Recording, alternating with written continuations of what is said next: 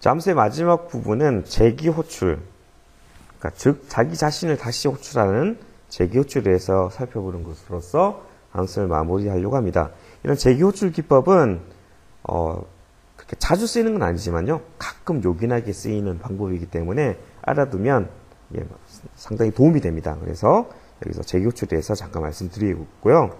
자, 예를 들어서 팩토리얼 계산하는 팩토리얼 문제, 계승 문제 이걸 잠깐 살펴보도록 하겠습니다. n 팩토리얼을 구하는 방법 어떻게 구할 수 있을까요? 자, n이 1이다. 숫자 1이다. 1 팩토리얼은 1입니다. 그냥 1이고요. 하지만 n이 1보다 크다. 그래서 2다. 2 팩토리얼은 어떻게 구하죠? 2는 먼저 자기 자신을 먼저 곱하네요. 그렇죠? 2 곱하기 자, 자기 자신 빼기 1. 그러니까 2 빼기 1이니까 1이 되겠네요. 그렇죠? 그러니까 2 곱하기 1 이렇게 구하고요. 3 팩토리얼은요. 3 팩토리얼은 똑같은 방식으로 하면 3 곱하기 2 곱하기 1. 자, 4 팩토리얼은 4 곱하기 3 곱하기 2 곱하기 1 이렇게 되겠네요. 자, 이걸 좀 봤더니 사실은 n 팩토리얼은 자기 곱하기 n-1 팩토리얼이 되는 거죠.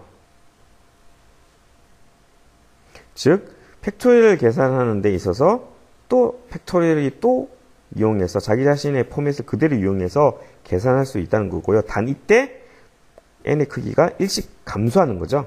점점 감소해서 최종적으로 1이 되면 그때 중지될 수 있는 것이 되겠죠. 즉 큰 문제가 점점 좁혀 들어가서 최종적으로 간단한 문제에서 끝나는 그런 구조가 되는데 이때 중요한 포인트는 자기 자신의 형태로 이처럼 표현될 수 있다는 것, 문제의 범위가 점점 더 줄어든다는 것, 그것이 핵심 포인트가 되겠습니다. 자, 자기 자신을 호출하는 재기호출 직접 소스를 가지고 살펴보도록 하겠습니다. 자, 먼저 메인 함수 선언 앞서서 우리가 좀 전에 살펴보았던 것처럼 함수의 선언이 있습니다. 선언. 자, 팩토리얼이라는 함수의 선언인데요. 입력 파라미터로 n을 전달받고 계산된 결과값 인티저 값을 반환하는 단, 제일 마지막에 세미콜론 하나 더 있죠. 자, 이거 잊지 마시고요. 자, 그리고 경우에 따라서는 이처럼 옛날 C소스 같은 경우에는 매개 변수의 이름을 처럼 생략하기로 하는데요. 함수의 선언에서 이거 그렇게 썩 좋지가 않죠. 그래서 일반적으로 이렇게 풀로 다 써주는 것이 권장드립니다. 아무튼 int 팩토리얼 함수 선언이 있고요. 자, 함수 메인에서는 입력값으로 3을 해서 인풋 파라미터 3을 전달해서 팩토리얼, 3팩토리얼을 계산해서 그 결과값을 이렇게 출력해 주게 되겠네요. 그렇죠? %t 팩토리얼은 %t. 자, 그러면 실제로 팩토리얼 한번 구해보도록 하겠습니다. 자, 우리 이 함수 팩토리얼의 정의 부분인데요. 자, 재기호출의 핵심은 자기 자신을 다시 호출한다는 거죠. 다만 이때 크기가 감소해야 된다는 것, 문제 범위가 작아져야 된다는 것, 이게 중요한 포인트고요. 그리고 가장 작은 값에서는 반드시 자기 자신 호출을 중지할 수 있는 중지 혹은 중단 조건이 있어야 된다는 것, 이것이 재기호출의 두 가지 포인트가 되겠습니다. 일단은 반환되는 결과값을 선언해 주고요.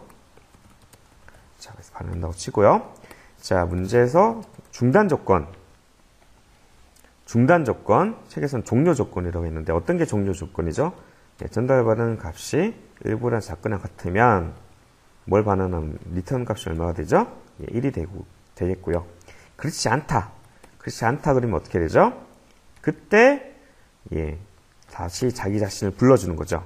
리턴 값은 현재 n 곱하기 팩토리얼 n-1 이렇게 되는 거죠. 즉 자기 자신을 다시 불러주는데 다만 이때 1 감소시킨 값을 전달해 준다는 것, 이게 재기호출의 핵심적인 포인트가 되겠습니다. 자, 저장하고요. 자, 이거는 실제로 중단점을 집어넣어서 실제 디버깅을 한번 해보도록 하겠습니다. 중단점 삽입을 하고요. 이 상태에서 F를 누르겠습니다. 자, 누르면 자, 제일 처음에 기준에 이것들은 딜리트 키를 눌러서 없애버리고요. n값을 전달해 보도록 하죠. 처음에 3이 전달되었습니다. 그렇죠? 3이 전달되었기 때문에 자, 얘는 이보다는 크죠. 그래서 자, 다시 한번 더 자기 자신 호출하는데 이때는 3에서 1을 뺀 2가 전달되겠죠. 그렇죠? 그래서 F11을 한 번 더 눌러서 가보면 다시 한번 더 자기 자신 호출되었네요. 그렇죠? 문제는 이때 3에서 1을 뺀 2가 전달되었고요. F10을 눌러서 확인해 보면 또 2에서 1을 뺀 1이 매개 변수로 해서 다시 자기 자신 호출하게 되겠고요. 그래서 전달 값이 1이기 때문에 1은 1을 리턴하게 됐죠. 리턴하게 됐고요. 자, 1을 리턴하고, 자, 그러면 그 다음 자기 자신 호출하는 이전 단계에서는 이게 전달받은 1이죠. 1 곱하기 현재 2가 되겠죠. 그래서 2가 전달되고, 그리고 또 한 번 더 자기 자신을 호출했기 때문에 그 이전 단계 돌아가게 되면 현재 2 곱하기 3이 되어서 최종적으로 6이 전달되어서 최종적으로는 리졸드 값이 6이 된다는 것을 확인할 수가 있습니다. 네, 슬라이드 내용은 앞서서 우리가 디버깅 했던 그 내용을 그대로 보여주고 있습니다. 팩토리얼 3이 호출되면 그 내부에서는 팩토리얼 2가 호출되고 그 내부에서 다시 팩토리얼 1이 호출되어서 결과값 최종 1이 종료 조건에 의해서 1이 반환되고 그래서 2 곱하기 1이 되고요. 그래서 그 결과값 2가 다시 반환되면서 3 곱하기 2가 반환되고 최종적으로는 이처럼 6이 반환되는 과정을 확인할 수가 있었습니다. 자, 그래서 재기호출을 구현할 때 주의할 점은 두 가지. 종료 조건. 좀 전 같은 팩토리얼 같은 경우는 1이었죠. 끝날 수 있는 조건이 필요하다. 1보다 작거나 같으면 끝나야 되는 거죠. 자, 그리고 호출될 때마다 범위가 점점 줄어들어야 된다. n-1에서 1씩 줄어들었죠. 자, 이 두 가지 조건은 재기호출에서 중요한 포인트가 되겠습니다. 자, 이런 부분은 사실은 우리 자료 구조에서 이런 부분 조금 더 자세히 공부할 수 있는데요. 일단 이 정도 수준만 이해해 주시기 바랍니다. 네, 첫 번째 연습 문제입니다. 이 문제는 뭐 굳이 재기호출로 안 구해도 되지만 재기호출의 맛을 보기 위해서 한번 해보도록 하겠습니다. 사용자로부터 인티저형 n을 입력받아서 1부터 n까지 숫자를 더하는 함수를 프로그램을 재기호출링해서 작성해 보세요. 정수를 입력해 주십시오.